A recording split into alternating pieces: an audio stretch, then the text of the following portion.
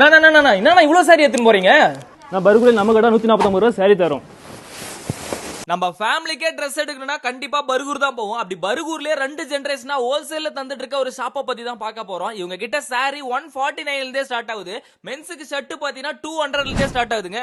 நம்ம கிட்ட பட்டு சாரீஸ் 1400 இருந்து 18000 வரை இருக்கு. இவங்க கிட்ட ஹைலைட்டா சொல்லணும்னா இந்த குரூப் சாரி எடுக்கணும்னு இந்த கடைக்குள்ள வந்துட்டு நீங்க ரிட்டர்ன் போறதா வாய்ப்பே கிடையாது. ஏன்னா கடலாட்ட வச்சிட்டு இருக்காங்க சாரிய தனித்தனியா.